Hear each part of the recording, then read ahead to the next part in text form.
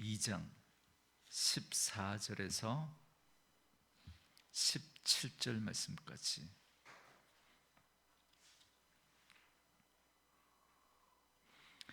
우리 말씀 찾으셨으면 한 목소리로 같이 읽습니다. 항상 우리를 그리스도 안에서 이기게 하시고 우리로 말미암아 각처에서 그리스도를 아는 냄새를 나타내시는 하나님께 감사하노라. 우리는 구원받는 자들에게나 망하는 자들에게나 하나님 앞에서 그리스도의 향기니 이 사람에게는 사망으로부터 사망에 이르는 냄새요 저 사람에게는 생명으로부터 생명에 이르는 냄새라. 누가 이 일을 감당하리요? 우리는 수많은 사람들처럼 하나님의 말씀을 혼잡케 하지 아니하고 곧 순전함으로 하나님께 받은 것 같이 하나님 앞에서와 그리스도 안에서 말하노라. 아멘. 자, 여기 계신 분들과 이렇게 한번 인사하겠습니다. 하나님의 말씀을 아멘으로 받읍시다. 할렐루야. 아멘. 오늘은 함께 읽으신 고린도후서 2장 14절에서 17절 말씀을 중심으로 고린도후서 강의 5번째 시간으로 우리는 그리스도의 향기입니다 라는 제목의 말씀으로 잠시 은혜를 나누겠습니다. 여러분, 우리 몸에는 다양한 감각기관이 있죠. 눈으로 보는 시각, 귀로 듣는 청각, 피부로 느끼는 촉각, 혀로 맛보는 미각, 그리고 코로 느끼는 후각, 이런 다양한 감각기관들이 있습니다. 이런 감각기관을 통해서 우리가 사물을 분별하기도 하고 어떤 일이 일어나고 있는지 또 알 수 있고 깨닫게 됩니다. 그런데 우리가 신앙생활 할 때도 잘 보면 하나님께서 이 5가지 감각기관을 다 사용하셔서 우리에게 말씀하시는 걸 알 수 있습니다. 여러분, 홍해 앞에 선 그들에게 하나님이 뭐라고 말씀하셨죠? 너희는 두려워하지 말고 가만히 서서 여호와께서 행하시는 너희를 위하여 행하시는 구원을 보라라고 말씀하십니다. 그러니까 보라는 거죠. 여러분이 잘 아는 신명기 6장에 나오는 쉐마 이스라엘, 이스라엘아 들으라. 쉐마가 들으라라는 말이거든요. 그러니까 하나님께서 우리에게 말씀하시고 우리가 그 말씀을 들음을 통해서 또 하나님께서 우리에게 또 말씀해 주십니다. 또 그리고 예수님께서 도마에게 이런 말씀을 하셨죠. 너 꼭 못자국에 손 넣어봐야 믿겠냐? 너 꼭 창자국에 손 넣어봐야 믿겠냐?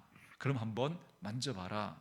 그렇게 하시면서 이를테면 촉각을 사용하셔서 그렇게 만져보고 믿으라라고 말씀하셨습니다. 그래서 사도 요한도 이 3가지를 다 모아서 요한일서 1장에 보면 이렇게 말씀하죠. 태초부터 있는 생명의 말씀에 관하여는 우리가 들은 바요, 눈으로 본 바요, 또 자세히 보고 우리의 손으로 만진 바라, 이렇게 말씀하십니다. 근데 이게 다가 아니죠. 여러분, 성찬식 때 우리가 떡과 포도주를 먹지 않습니까? 그러니까 맛으로, 미각으로 우리가 그 은혜에 참여하게 되는 겁니다. 그런데 오늘 본문 말씀에 보면 냄새 혹은 향기라는 말이 많이 나옵니다. 우리의 후각 기관을 사용하셔서도 하나님께서 우리에게 또 말씀하시고 그 은혜에 참여하게 하시는 겁니다. 물론 진짜 우리가 코로 냄새를 맡는 건 아니지만 그 후각의 이미지를 사용하셔서 하나님의 백성들이 어떤 삶을 살아야 되는지를 우리에게 말씀해 주고 있습니다. 여러분도 여러 가지 냄새를 맡아보셨을 텐데요. 여러분들은 어떤 냄새를 좋아합니까? 이때는 냄새라는 표현보다는 향기를 많이 쓰죠. 주로 냄새는 부정적인 걸 사용할 때 냄새라고 하고, 또 좋은 또 이미지는 우리가 향기라는 그런 표현을 많이 씁니다. 그래서 여러분들은 어떤 향기를 좋아합니까? 이렇게 카페의 문을 딱 열고 들어가는데 그때 이제 커피 향이 이렇게 딱 풍겨 나올 때 그 냄새만으로도 뭐 힐링이 되는 그런 느낌을 받는 분들도 있습니다. 그래서 아로마 테라피, 그래서 좋은 냄새를 가지고 또 사람을 치료하는 그런 치료법도 있지 않습니까? 요즘처럼 또 봄바람이 또 이렇게 살랑살랑 불러오면 산에서 라일락 향기나 아카시아 향기, 그런 냄새를 통해서도 또 우리가 그 꽃향기를 맡으면 굉장히 기분이 좋아지죠. 아니면 퇴근하고 이제 집에 들어서는데, 그죠? 이 된장찌개 냄새가 이렇게 탁 이렇게 나면 이제 침이 막 고이면서, 그죠? 행복한 저녁 식사 시간을 우린 생각하게 됩니다. 여러분, 그런가 하면 싫은 냄새도 있지 않습니까? 뭐 예를 들면 담배를 우리는 피지 않으니까, 그죠? 그래서 담배 피는 분들, 그 담배 냄새를 우리는 굉장히 싫어합니다. 그래서 아파트 베란다 문을 열었는데 뭐 윗집이나 아랫집에서 뭐 담배를 펴서 그 냄새가 들어오면 막 불쾌해지잖아요. 화장실에 막 환기구를 통해서 막 담배 냄새가 막 올라오면 굉장히 우리 불쾌해하지 않습니까? 또 이렇게 외곽도로를 달리면서 창문을 열고 이렇게 신선한 바람을 이렇게 느끼고 있는데 어디선가 밭에서 이 퇴비 거름 냄새가 막 나오면 급하게 창을 닫지만 이미 때는 늦었어요, 그죠? 또 그 냄새가 우리를 불쾌하게 하기도 합니다. 또 뭐 이렇게 차 더워서 에어컨을 켰는데, 그죠? 에어컨의 바람에서 이렇게 시큼한 이 곰팡이 냄새가 또 나면 또 굉장히 또 우리를 불쾌하게 하죠. 그런데 이런 것도 있습니다. 똑같은 냄새인데 어떤 사람에게는 그게 굉장히 좋은 냄새로 그렇게 느껴지기도 하고 어떤 사람에게는 굉장히 불쾌한 냄새로 느껴지기도 합니다. 예를 들면 미국에 이민을 간 이제 어떤 분이 제 한국의 고향 한국에서 어머님이 보내준 그 청국장, 그죠? 그걸 이제 찌개로 끓였는데, 그죠? 우리 뭐 한국 뭐 우리 교포들은 뭐 그 냄새를 맡으면 그죠? 고향의 냄새라고 그러면서 엄마의 그 냄새를 느끼면서 너무 좋아하겠지만, 그러나 이 한국 문화를 전혀 이해하지 못하는 그 미국 분들이 그 냄새를 맡으면 아마 코를 막으면서 도대체 이 냄새가 무슨 냄새냐고, 그죠? 기겁을 하면서 불쾌하게 그렇게 느낄 겁니다. 여러분, 오늘 우리가 읽은 이 짧은 본문에도 그런 똑같은 이미지가 나오는데요. 오늘 짧은 이 본문 안에 냄새 혹은 향기라고 하는 표현이 4번이나 나옵니다. 그런데 오늘 본문이 말하는 이 냄새, 향기의 정체가 뭐냐면 바로 그리스도의 십자가 복음입니다. 이 그리스도의 십자가 복음이 사람들에게 향기가 돼서 그 냄새가, 그 향기가 막 퍼져나갈 때 그게 어떤 사람에게는 굉장히 어떤 생명으로부터 생명에 이르게 하는 그런 냄새로 그렇게 나타나기도 하고요. 또 어떤 사람에게는 사망으로부터 사망에 이르게 하는 그런 맡기 싫은 냄새로 다가갈 수도 있다라고 하는 이야기가 바로 오늘 본문의 이야기입니다. 여러분, 오늘 본문을 잘 이해하려면 이 편지를 쓰고 있는 그 당시 바울이나 또 이 편지를 받고 있었던 이 고린도 사람들이 다 아는 한 장면을 연상해야 됩니다. 여러분, 오늘 본문을 그래야 더 잘 이해할 수 있는데요. 그게 뭔가 하면 그 당시 로마의 군대가 전쟁에 나가서 승리하고 돌아오게 되면 이때 개선 장군이 개선 행진을 하면서 로마로 들어오게 됩니다. 그때 4마리의 말이 끄는 그 마차를 개선 장군이 타고 그 행렬을 이끌어 갑니다. 그때 뭐 군악대가 빵빠레를 막 이렇게 연주를 하고요. 그리고 무의들은 그리고 춤을 추고 막 흥을 돋구고, 그러면 수많은 시민들이 그 길가에 나와서 만세를 부릅니다. 그런데 그 행렬을 뒤따르는, 그래서 개선 장군의 그 행렬을 뒤따르는 2무리가 있는데요. 첫 번째 무리는 어떤 무리냐면 그 전쟁에서 져서 포로로 끌려오는 포로들이, 그죠? 그 개선 행렬, 그 개선 장군 뒤에 이제 따라오게 됩니다. 그래서 밧줄에 묶여서 굴비처럼 엮인 채로 그 승리의 행렬 뒤를 따라오게 됩니다. 그리고 그 뒤에는 그 전쟁에서 승리한 로마의 군인들이 만세를 부르면서 그 승리의 기쁨을 만끽하면서 그 행렬을 따라오게 됩니다. 그런데 그 승리의 개선 행진을 할 때 꼭 향기를 피웠다고 합니다. 그래서 모든 사람들이 그 냄새를 맡을 수 있도록 했던 거죠. 그런데 이 냄새가 똑같은 냄새지만 전쟁에 져서 포로로 끌려오는 사람들에게는 이 냄새는 어떤 냄새일까요? 패배를 느끼게 하는 냄새, 절망하게 하는 냄새, 심지어 죽음을 느끼게 하는 죽음의 냄새로 그렇게 느껴졌을 겁니다. 왜냐하면 포로로 끌려온 사람 중에 제일 높은 장군은 로마의 신에게 제물로 바쳐져야 됐기 때문에 그렇게 끌려오지만 곧 죽게 되는 거예요. 그러니까 지금 이렇게 끌려가지만 조금 있으면 죽을 것이기 때문에 이 냄새가 자기에게는 죽음의 냄새로 다가왔던 거죠. 다른 포로들도 죽거나 아니면 노예로 팔려가게 됩니다. 그러니 이 냄새는 절망의 냄새이고 너무나 맡기 싫은 그런 냄새일 수밖에 없는 것이죠. 그러나 승리한 군인들에게는 여러분 말할 수 없는 감격과 기쁨의 냄새가 되는 겁니다. 똑같은 냄새인데 어떤 사람에게는 생명의 냄새로, 어떤 사람에게는 절망의 냄새, 죽음의 냄새로 다가오게 된다라는 것입니다. 여러분, 복음에도 이런 이중성이 있습니다. 여러분, 복음에는 늘 이런 두 가지 반응이 됩니다. 우리 사도행전 강의하면서 이런 늘 거듭 말씀드렸던 게 뭐예요? 똑같이 복음을 전했는데 어떤 사람들은 회개하고 그죠? 믿고 예수님을 받아들이는가 하면 어떤 사람은 돌을 들었거든요. 이런 복음에는 이런 이중성이 늘 있습니다. 복음의 향기가 퍼져나갈 때 정말 예수 그리스도의 복음을 듣고 믿는 사람에게는 이 복음의 향기는 너무나 감격스러운 생명의 냄새가 될 수 있지만 그 복음을 거부하는 사람들에게는 이게 너무나 역겨운 죽음의 냄새처럼 들리게 된다라는 겁니다. 여러분, 사실 힘이 지배하는 이 세상의 논리로는 이 복음의 이야기가 통하지 않습니다. 여러분, 로마의 군대를 앞세워서 자기 주변 나라를 힘으로 로마가 정복했습니다. 그 힘이 정의이고 그 힘이 진리였던 거죠. 힘이 모든 것을 다 이렇게 통용되는 그 힘으로 모든 것을 다 할 수 있는 그런 시대가 여러분 이 힘에 작동하는 세상의 논리입니다. 그래서 그들에게 십자가의 그 복음이 전해지니까 그런 사람들에게 이 십자가의 복음이 전해졌더니 그들이 이걸 잘 못 받아들이는 겁니다. 왜요? 십자가의 복음은 힘의 논리가 아니라 거꾸로 낮아지고 죽는 거거든요. 그래서 낮아져서 십자가에서 예수님이 죽으시잖아요. 그런데 그때 예수님이 누구 손에 죽습니까?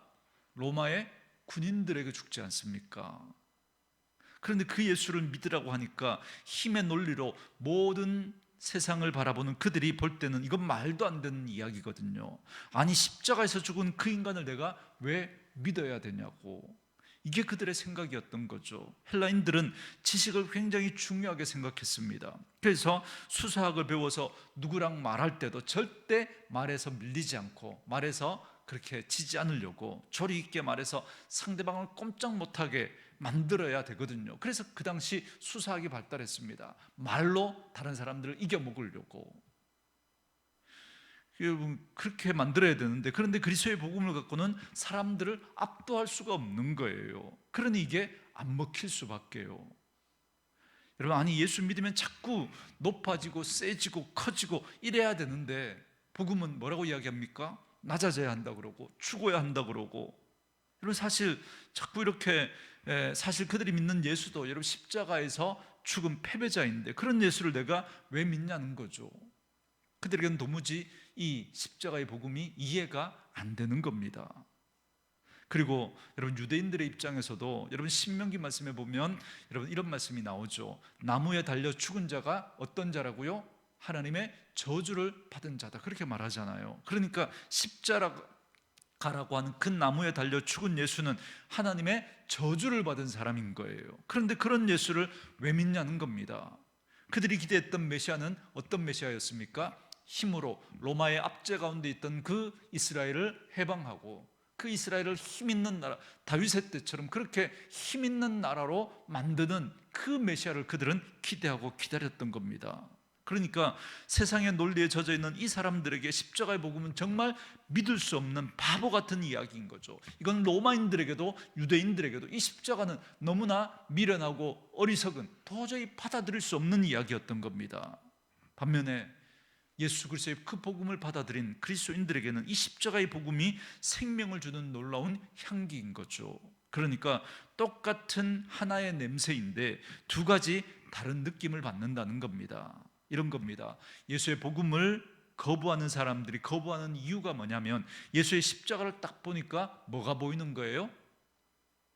죽음이 보이는 겁니다. 예수의 죽음이 보이는 거죠. 그래서 난 싫어, 난 안 믿어 라고 그렇게 말하는 겁니다. 근데 사실 여러분, 그들이 보는 건 그게 그냥 표면적인 거고요. 진짜 마지막 결과는 그 예수의 죽음 너머에 자기의 죽음, 자기의 영원한 사망으로 끝나는 그 죽음을 보게 되는 겁니다. 예수 그리스도의 그 십자가의 복음을 거부하는 사람들은 영원한 지옥, 그 심판의 불에 던져져서 영원한 죽음을 경험하게 되는 것입니다. 그래서 사망으로부터 시작해서 사망으로 이르게 된다는 거죠. 예수 그리스도의 그 죽음이, 그죠? 그 죽음이 결국 이제 그 넘어 자기가 그 예수를 죽인 그 죄의 결과로 말미암아 자기의 죽음에 이르게 되는 것입니다. 그래서 그 미래의 죽음의 그림자가 지금 현재를 덮어버리는 거죠.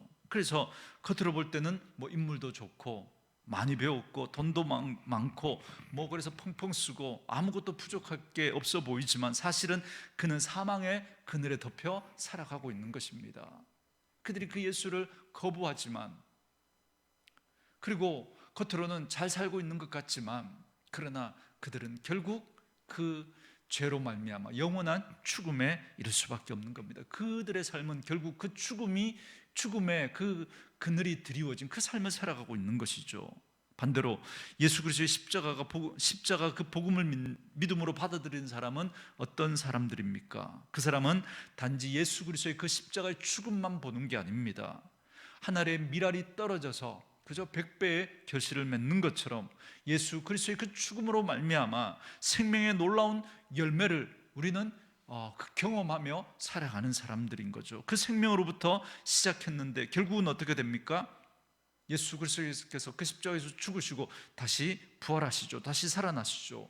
그러나 여러분, 그것으로 끝이 아니죠. 주님이 다시 오시는 그날 영원한 생명의 주인공이 되는 그 자리까지 우리는 나아가게 되는 것입니다. 그래서 생명으로부터 생명에 이르게 된다라고 말씀하고 있는 것입니다. 그런데 똑같은 논리로 우리는 미래의 영원한 생명을 얻는 걸로 끝나는 게 아닙니다. 그 미래의 영원한 생명을 지금 오늘 우리에게 가져와서, 지금 겉으로 볼 때는 별 볼 일 없는 것 같고 뭐 다른 사람들이 뭐 주목하지 않는 그런 삶을 살아가고 있지만, 하나님이 주시는 그 놀라운 그 생명의 감격 속에서 살아가는 것이 여러분 오늘 우리 성도의 삶이라고 하는 것입니다.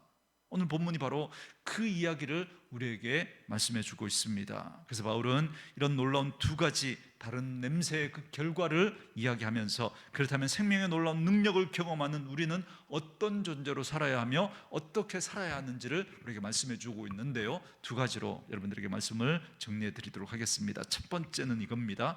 승리자로서 당당하게 살아가야 한다라는 것입니다. 이게 오늘 본문의 첫 번째 우리에게 말씀하는 이야기입니다. 14절 말씀 한번 같이 읽도록 하겠습니다. 14절 같이 읽습니다. 시작. 항상 우리를 그리스도 안에서 이기게 하시고 우리로 말미암아 각처에서 그리스도를 아는 냄새를 나타내시는 하나님께 감사하노라. 아멘. 자, 여기에 보면 우리를 그리스도 안에서 이기게 하시고 라고 하는 이 말씀이 나오는데요, 아까 그 로마 군대의 행렬을 가지고 설명을 하자면 우리는 그 이미지 속에서 어떤 사람들이라는 거예요? 초라하게 포로로 끌려오는 그 사람이 아니라 어떤 사람이라고요? 승리한 승리자라는 겁니다. 예수 그리스도께서 그 개선장군이 되어서 이끄는 그 무리 가운데 우리는 그 승리한 군대로, 그죠? 그 승리자로 우리는 그 개선 행렬 가운데 함께하는 자들이라는 겁니다. 그런데 여러분, 실제로 바울의 삶을 한번 생각해 보세요. 바울의 삶을 가만히 그 바울의 삶을 여러분 들여다보면 그가 정말 승리자로서 승리자의 삶을 살았던 것 같습니까? 맨날 매맞고 맨날 얻어터지고 감옥에 갇히고 사람들이 돌 던져서 거의 죽을 뻔한 적도 있었고, 사람들에게 손가락질 당하고 조롱당하고, 심지어 교회 안에서도, 그죠? 우리 그 고린도 전서 다루면서 이야기했잖아요. 후서 앞에서 다룰 때도 이야기했잖아요. 바울을, 그죠? 막 배척하고 바울을 깎아내리는 그런 사람들도 교회 안에서도 있었습니다. 이런 바울의 모습을 보면서 이게 어떻게 승리자의 모습이냔 말이죠, 이게. 그런데 그는 지금 승리자라고 고백하고 있는 거예요. 여러분, 이게 이해되십니까? 그렇다면 우리가 이 말을 어떻게 이해해야 될까요? 이런 겁니다. 여러분, 로마의 승리한 군대가 그 개선 행진을 하고 있습니다. 그 승리한 군인들 지금 만세를 부르고 감격해하면서 그렇게 그 전쟁 지금 그 개선 행진 가운데 막 그렇게 승리한 모습으로 그들 가운데 지금 그 개선 행진을 하고 있는데, 그런데 그 승리한 군인들 여러분 한번 자세히 한번 뭐 우리 볼 수는 없지만 한번 상상해 보세요. 지금 만세를 부르고 감격하는 그 군인들 중에 전쟁터에서 부상을 당한 사람들 있었을까요? 없었을까요? 있었을 거예요. 그렇죠? 적군의 칼에 맞아서 팔이 잘린, 그래서 붕대로 막 이렇게 칭칭 감고 있는 그런 사람도 있었을 거고요. 전쟁하다가 뭐 어디 부딪혔는지 아니면 낭떠러지에서 떨어졌는지 다리가 부러져서 쩔룩쩔룩거리는 그런 사람들도 있었을 거고요. 그리고 눈을 다쳐서 뭐 실명한 그런 사람도 있지 않았겠습니까? 겉으로 볼 때는 비록 상처 입고 다리를 절고 그렇게 막 그런 모습으로 그렇게 걸어오고 있지만 그는 승리한 군대 속에 있기 때문에 여러분 그는 승리자인 거예요. 그런데 반대로 거기 포로로 끌려온 사람들 중에 아마 대부분은 멀쩡한 사람들이었을 거예요. 그죠? 뭐 다친 그죠? 그 포로를 끌고 올 이유가 어디 있겠습니까? 아마 그 사람들 중에는 전쟁터에서 막 혼자서 그죠? 막 3, 40명씩 막 무찌른 그런 어마어마한 그런 용사들도 있었을 거예요. 그런데 자기가 속한 군대가 전쟁에서 졌기 때문에 그래서 그는 지금 포로로 끌려가고 있는 거예요. 이게 뭘 의미하는 걸까요? 이게 여러분, 우리 성도들의 승리라고 하는 것은 우리 개인이 갖고 있는 어떤 화려함 그것 때문에 오는 것이 아니라 내가 승리한 군대 예수 그리스도의 그 군대 속에 있기 때문에 우리가 승리자가 된다라고 하는 것입니다. 여러분 무슨 말인지 이해되십니까? 여러분 우리가 이 원리를 모르면 날마다 안 믿는 사람들한테 막 뭔가 잘 살고 좋은 차 타고 다니고 동창회 갔는데 막 이렇게 어깨에 힘주고 다니면 그죠? 맨날 뭐 다른 친구들 보니까 그렇게 막 잘 사는 것 같은데 나는 뭐 지지리도 궁상인 것 같고 그래서 음매 기주고 맨날 왜 이렇게 살 수밖에 없는 거예요. 이 원리를 모르면. 그렇지 않습니까? 오히려 성경은 그들이 사망의 그늘에 사는 패배자이고 언젠가 주님 다시 오시는 그 영광스러운 개선행진 때 그들은 굴비처럼 엮여서 영원한 죽음에 던져질 그런 사람들이라는 거예요. 오히려 남들이 볼 때는 별 볼 일 없어 보이는 우리들이지만 예수 그리스도 안에 있을 때 우리는 진정한 승리자가 된다라고 하는 것입니다. 지금 이 이야기를 오늘 본문이 우리에게 말씀하고 있는 거예요. 여러분 이게 고린도 후서를 꿰뚫고 있는 굉장히 중요한 주제입니다. 다시 말하면 약함 가운데서 그리스도로 인해서 강해진다는 거예요. 우리는 약하지만 그리스도 안에서 우리는 강한 존재가 된다라고 하는 것입니다. 여러분 이것이 바로 고린도 후서를 꿰뚫고 있는 굉장히 중요한 주제입니다. 그래서 여러분 교회 안에 와서도 자칫 잘못하면 세상이 강해지는 그 방식을 그대로 교회가 따라가려고 하는 그런 유혹을 받게 됩니다. 예를 들면 우리 교회가 지금보다 한 4, 50배 정도 더 커지면 어떻게 될까요? 아마 선거 때가 되면 정치인들이 그죠? 막 저를 만나려고 막 그렇게 막 애를 쓸 거예요. 그죠? 제가 설교 중에 뭐 넌지시 뭐 그런 그죠? 뭐 이런 그런 뭐 이야기를 힌트로 던지면 그죠? 뭐 많은 표가 왔다 갔다 그럴 거 아닙니까? 뭐 그러니까 그죠? 정치인들이 막 선거 때만 되면 막 그렇게 막 교회를 찾아가고 막 그렇게 하려고 하는 것 아닙니까? 여러분 그래서 저 목사님 설교 때 그죠? 그렇게 살짝 힌트를 줘도 막 수천 표가 왔다 갔다 뭐 그럴 거라면 그죠? 그러면 우리 교회가 얼마나 힘 있는 교회가 돼서 이 지역 사회에 영향을 끼칠 수 있을까? 이렇게 생각할 수 있는데 이건 전혀 성경적인 이야기가 아니라는 겁니다. 그건 세상 사람들이 생각하는 세상의 방식인 거죠. 옛날에 여러분 서구 열강들이 식민지를 개척하던 그 시대에 배를 타고 그죠? 그 배 포가 달려 있는 한 포가 달린 그 배를 타고 힘없는 나라에 가서 그 막 포를 쏘고 그래서 그 나라를 굴복시키잖아요. 그리고 그때 그 배에 타고 갔던 선교사님들이 복음을 전했습니다. 여러분 이게 기독교 역사 가운데 그 선교 역사 가운데 굉장히 여러분 부끄러운 그런 역사인데요. 사실 이게 치명적인 실수입니다. 그래서 그 나라 사람들은요 그 선교사님들이 전한 그 복음을 굉장히 싫어합니다. 제가 아는 그 목사님을 통해서, 어떤 목사님을 통해서 들은 이야기인데요, 이제 이분이 캐나다 원주민들을 위한 단기 선교에 참여한 적이 있습니다. 그래서 그 원주민들이 이렇게 모여 사는 그 군락이 따로 이렇게 정해져 있다고 합니다. 그래서 거기는 절대 외부인들이 함부로 들어갈 수 없다고 합니다. 그런데 한국에서 간 이 선교팀을 그분들이 받아줬대요. 그래서 그분들하고 이야기를 하면서 알게 된 사실인데, 그게 뭐냐면 어느 날 백인들이 잘 살고 있는 그죠, 자기들 그 나라에 쳐들어와서 자기 땅 다 빼앗아 가지고 우리를 한쪽 구탱이에 그죠, 이렇게 몰아놓고는 다 빼앗아 간 거예요. 심지어 자기의 이름도 막 빼앗아 가버린 겁니다. 여러분, 그 인디안들 옛날에 썼던 이름 아시죠? 영화의 제목으로도 나왔는데 늑대와 함께 춤을, 그죠? 이런 게 인디안 이름들이거든요. 그런데 야, 너네 그 이름 바꿔, 뭐 스미스 뭐 이렇게 막 이름도 막 바꾸게 해버린 겁니다. 그죠? 자기들이 쓰던 그런 언어도 다 빼앗아 가버린 거죠. 그때 한국에 간 이 선교팀이 우리도 비슷한 경험을 했다고, 일제 그 강점기 때 그 일본이 정말 창시 개명을 통해서 우리 이름도 막 다 빼앗아가고 그랬다라고 할 때, 그들이 그 한국 선교팀의 그 약함 때문에, 우리 역사의 그 약함 때문에 공감하면서 막 이렇게 그 선교팀이 전하는 복음도 받아들이는 그런 역사들이 일어났다고 하는 이야기를 들었습니다. 여러분 이 복음의 진리는, 여러분 세상의 논리를 가지고는 여러분 늘 그 세상의 그 논리와 복음은 항상 충돌합니다. 그래서 복음은 항상 역설이라고 말씀드리지 않습니까? 여러분 세상의 논리로는 강함이 약함을 눌러버리는 것입니다. 그런데 역설적이게도 십자가의 복음은 약한 가운데서 강함이 드러납니다.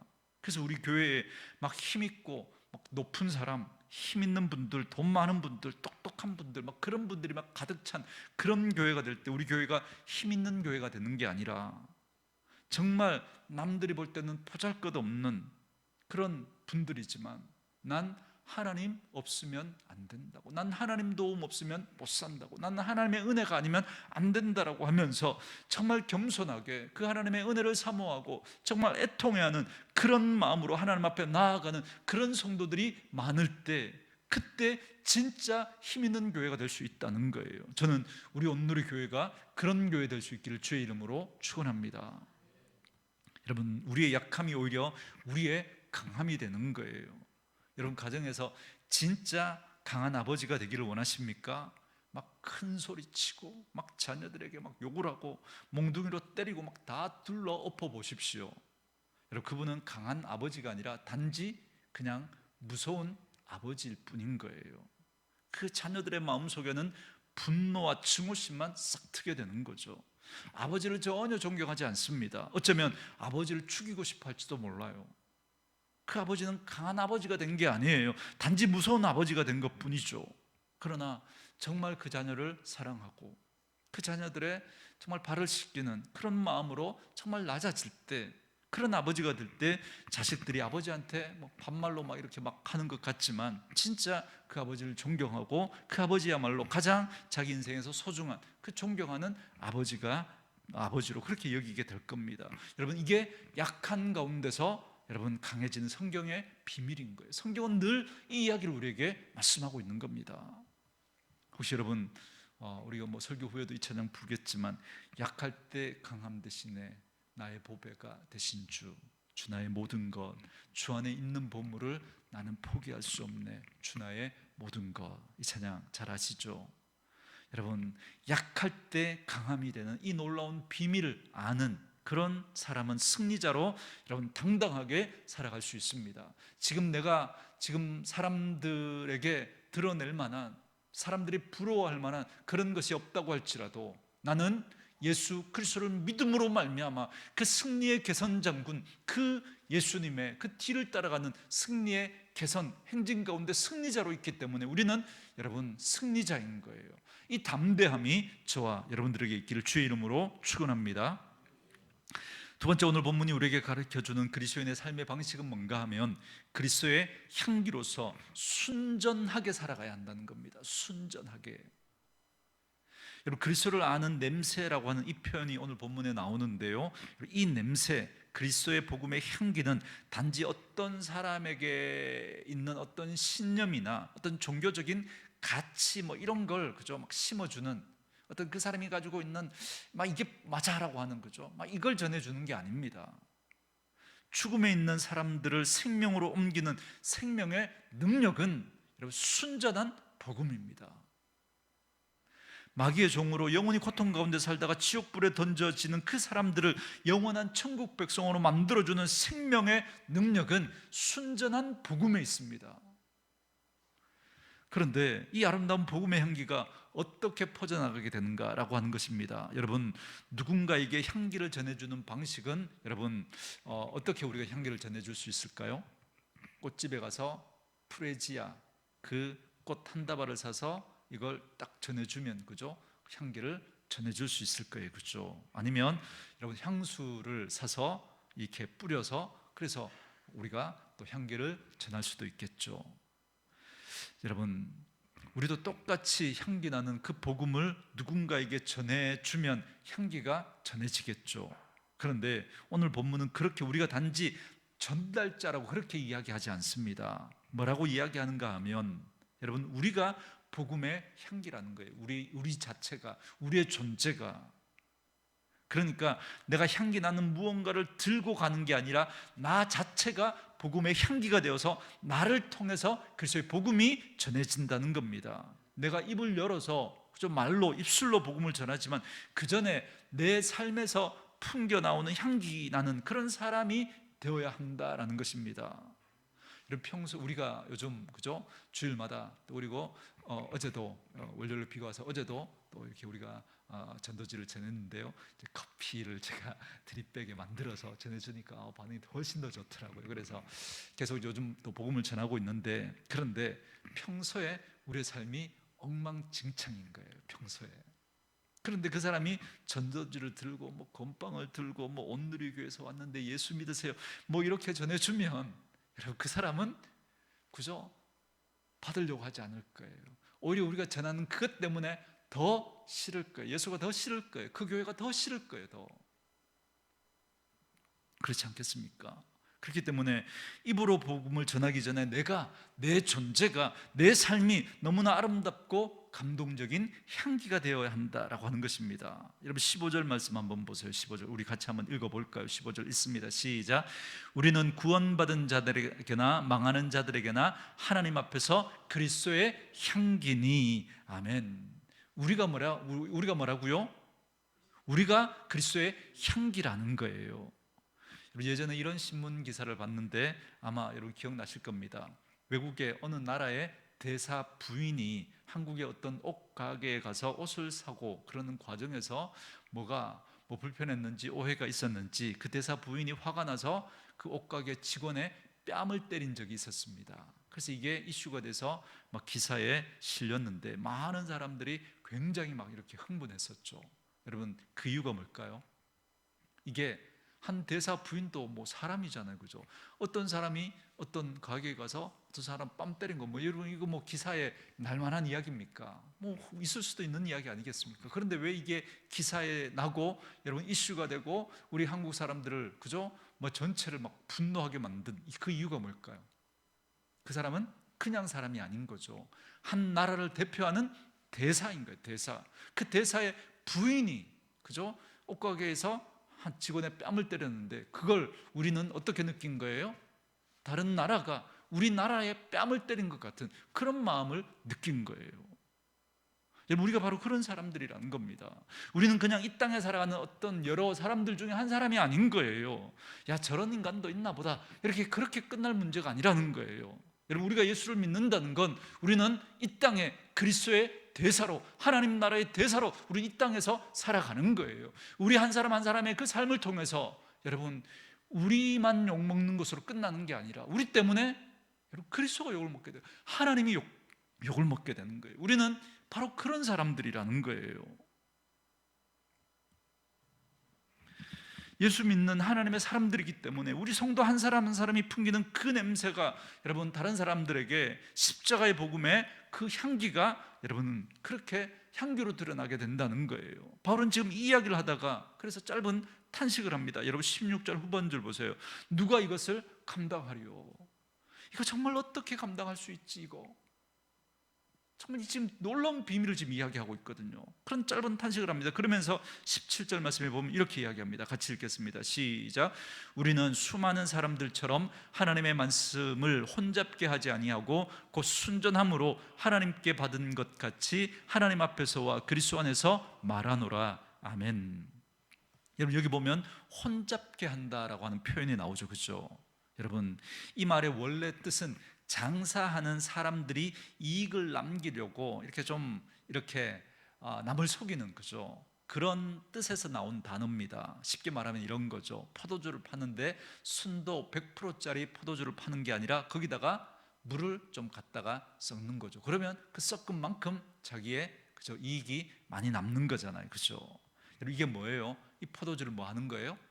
물을 섞었으니까 혼잡게 하는 거예요. 이게. 그래서 바울은 지금 이렇게 말합니다. 진짜 내가 제대로 된 복음을 전하려면 이 복음에 다른 불순물을 섞으면 안 된다는 거예요. 주님께 받은 그대로 그 복음 그대로 내가 전해야 된다는 거예요. 여러분 우리가 얼마나 이 복음을 혼잡게 하는지 모릅니다. 예수 믿으면 예수 믿는 나라들 다 잘 산다고, 그죠? 서구에 막 이렇게 잘 사는 나라들 보라고, 예수 믿어서 그렇게 힘 있는 나라, 부강한 나라, 예수 믿은, 그래서 우리 한국이 그렇게 복을 받고 막 이렇게 자꾸 이렇게 복음에 자꾸 불순물을 자꾸 섞는 거예요. 자꾸 복음을 변질시키고 왜곡시키는 거죠. 근데 내 삶에 여러분 또 이렇게 복음에 어떤 그 불순물을 섞는 건 뭐냐면 내 삶 속에 온갖 더러운 엄물들이 막 묻어 있으면 그게 주님의 복음을 혼잡게 하는 거예요. 그래서 엉터리 복음을 전하게 된다는 거예요. 사실 지금 고린도 교회 안에 들어와 있는 어떤 거짓 교사들이 있습니다. 그들은 뻔지르르하게 사람들에게 그렇게 말로 미혹을 합니다. 그렇지만 바울은 확신하고 있습니다. 혼잡게 된 복음을 전하는 그 결과가 어떤 것인지를 바울은 너무나 잘 알고 있었던 거죠. 그들의 삶을 보면 안다는 거예요. 그들의 삶을 보면. 여러분 이단을 구분하는 한 가지 아주 중요한 기준을 여러분들에게 알려드릴게요. 여러분 내가 그래도 교회에서 짬밥이 뭐죠? 얼만데 내가 한번 들어보고 그게 뭐가 잘못됐는지 내가 판단하지, 그렇게 해서 듣다가 넘어간 분들 많습니다. 여러분 듣고 말고 할 것도 없습니다. 여러분 그들이 사는 삶의 모습들, 그 결과들을 보면 돼요. 여러분 대표적인 이단 신천지 빠진 사람들 여러분 어떻던가요? 멀쩡한 가정 버리고, 그죠? 이혼하고 가정 가출해서 연락 끊어버리고, 가족들하고 연락 끊어버리고, 한참 열심히 공부해야 될 나이에 아이들이 갑자기 사라져서 직장 막 다니고 있는데 직장 때려쳐버리고, 학교 때려쳐버리고, 그죠? 그렇게 가족들하고 연락을 끊고, 그래서 가족들이 막 눈물로 찾고 찾아서 그렇게 막 어렵게 그 아들을 찾아서 그 아들을 막 울면서 안으려고 하는데 아들이 눈이 동그래가지고 아줌마 누구세요? 엄마 아니라는 거죠. 엄마를 인정하지 않는 거예요. 여러분 이게 그 안에서 얼마나 많은 불순물들을 가지고 여러분 그렇게 이들을 속였으면 여러분 이런 엉터리 결과가 나옵니까? 여러분 우리 그들의 삶의 열매를 보면 알 수 있는 거죠. 사실 이런 이단들이 여러분 자기 삶에서 나쁜 냄새가 풍겨 나가는 걸 여러분 이렇게 숨기는 방식이 있습니다. 그래서 자기를 숨기는 거예요. 그래서 이단의 교주들을 보면 여러분 이렇게 앞에 나와서 방방 뜨지 않습니다. 이렇게 막 뒤에 숨어요. 이걸 신비주의라고 하죠. 그리고 거짓된 이미지로 이렇게 자기를 포장해서 이렇게 한 번씩 드러내서 이렇게 설교라고 말하기도 그렇지만, 그죠? 그들이 이 강단에서 설교처럼 이렇게 할 때 뒤에서 막 이상한 빛이 막 비치게 해가지고, 그죠?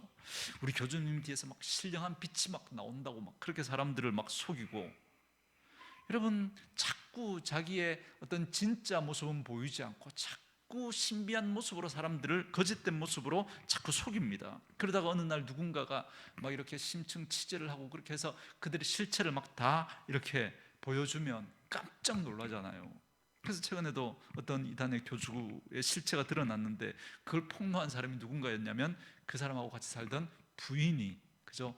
법적으로 부인은 아니었겠지만 그 사람이 내가 살아보니까 이 인간 완전 엉터리다라고 하면서 그런 폭로한 그런 기사도 있지 않습니까?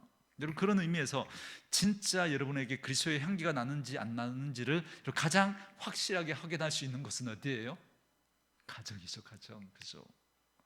여러분, 배우자에게 물어보면, 자녀에게 물어보면 여러분 분명합니다. 분명하게 드러나는 거죠. 여러분, 가정에서는 숨길 수 없거든요. 그래서 목사가 제일 두려워하는 공간이 여러분 가정인 거죠. 제가 주일날 반짝 여러분들에게는 그럴듯한 모습으로 그렇게 꾸며서 여러분들 앞에 설 수 있습니다. 그러나 제가 바뀌지 않고는 여러분 가정에서 제가 계속 진짜 향기 나는 사람으로 여러분 가족들에게 보일 수 있겠습니까? 그렇게 할 수 없거든요. 공교롭게도 5월은 가정의 달입니다. 가정의 달을 맞아서 여러분 안에서 예수 때문에 변화된 여러분의 그 향기 때문에 여러분의 남편이, 여러분의 아내가, 여러분의 자녀가 정말 감동받는 그런 역사가 일어날 수 있게 되기를 주의 이름으로 축원합니다. 그래서 저는 우리 오늘의 교회에 그런 분들 많았으면 좋겠어요. 우리 새가족 분들 중에 그죠, 아직 남편이 교회는 나오지 않지만 주변 사람들에게 그죠, 이렇게 이 아내분이 예수 믿고 너무 이렇게 많이 바뀌어지니까 그죠, 뭐 이야기를 하다가 누구 이렇게 안 좋은 사람 이야기가 나오면 아이 그 사람 예수 믿으라 그러라고 막 그러면서 그죠, 자기 아내가 예수 믿고 이렇게 막 바뀌니까 그죠, 막 그 사람 예수 믿으라 그러라고 막 그런다. 아마 나오지 않을까라는 그런 기대를 가지고 기도하고 있지만 여러분, 그게 여러분 그리스도의 향기가 되는 거죠. 특별히 바울은 순전한 복음, 자기의 어떤 오염된 것이 묻지 않은 순전한 복음을 전하는 방식을 어떻게 설명하느냐면 하나님 앞에서 말하고 그리스도 앞에서 말한다, 이렇게 표현합니다. 하나님 앞에서 말한다는 거예요. 하나님 앞에서 말하고 하나님 앞에서 살아간다는 거예요. 이게 여러분 종교 개혁자들이 주장했던 구호 중에 하나, 하나님 앞에서 코람데오입니다. 코람데오. 여러분, 누구 앞에서 우리가 누구 앞에서 살아간다면 그죠, 우리 신경 쓰이겠죠. 그죠? 여러분, 옛날에 가짜 참기름 문제가 사회적 이슈가 됐던 적이 있죠. 그죠? 뭐 좋은 참기름이라고 알고 샀더니 다 가짜 중국산 그런 참기름이었고 막, 그래서 진짜 참기름 그죠, 막 귀하다 그래서 이제 참기름을 이제 사 먹지 않고 그죠, 진짜 참깨를 구해 가지고 방앗간에 가서 참기름 짠 곳에 가서 딱 지키고 서서 있는 거죠. 지키고 서서. 이게 그렇지 않으면 이 자꾸 딴 걸 갖다 섞으니까, 그래서 딱 지키고 서 있는 거예요. 뭐 썩나 안 썩나, 가짜를 썩나 안 썩나. 그죠? 그러면 주인이 딱 보고 있으니까 딴짓을 못 하는 거잖아요. 그죠? 바로 이건 겁니다. 지금 바울이 지금 이야기를 하고 있는 거예요. 내가 지금 복음을 전하고 십자가를 지는 삶을 사는데 하나님 앞에서 그렇게 한다는 거예요. 예수 그리스도 앞에서 그렇게 한다는 거예요. 그래서 결국 그리스도의 그 복음이 나를 적시고 그 복음의 그 생각이 그 복음의 가치가 내 DNA 안에, 내 세포 안에 그죠, 이게 다 적시고, 그래서 내 안에서 나오는 말이, 또 내가 삶을 살아가는 방식이 정말 그리스도의 향기가 되게 하는 거, 그게 자기의 삶의 방식이고 복음을 전하는 방식이라고 이야기합니다. 여러분, 요즘 계속해서 새 제품들이 나오지 않습니까? 그래서 핸드폰도 한 2, 3년만 쓰면 그저 구석기 유물이 돼버리는 그런 시대가 돼버렸습니다. 뭔가 새로운 것에 사람들이 관심을 끕니다. 그러나 여러분, 복음은 새로운 것이 아닙니다. 자꾸 새로운 것을 여러분 추구하시면 안 됩니다. 여러분, 복음은 2000년 동안 전혀 바뀌지 않았습니다. 바뀌어서도 안 되고요, 여러분 변해서도 안 됩니다. 우리가 전해야 되는 복음은 2000년 전에 바울이 전했던 그 복음, 예수 그리스도의 십자가의 보혈이 뚝뚝 떨어지는 여러분 그 원초적인 그 복음을 전해야 합니다. 사람들이 귀가 가려워서 자기가 듣고 싶은 그런 이야기들을 그저 들려주려고 자꾸 복음의 가치를 왜곡시키면 안 되는 거예요. 여러분, 그것이 바로 순전한 복음인 것이죠. 그것을 우리가 여러분 전해야 되고, 그 순전한 복음이 나를 적시고 그 나를 통해서 그 복음이 왜곡되지 않고 전해질 수 있도록 우리가 그 복음의 그 합당한 가치를 가지고 우리가 삶을 살아야 하는 것입니다. 그래서 우리가 전하는 말, 그리고 우리가 살아가는 그 삶을 통해서 이 아름다운 십자가 복음의 향기가 전해짐으로 말미암아 여러분 주변에 있는 많은 사람들이 그리스도의 향기를 통해서 그런 감격 속에 그 예수 그리스도를 빚게 되는 그런 놀라운 일들이 일어날 수 있기를 주님의 이름으로 축원합니다. 오늘 주신 말씀 우리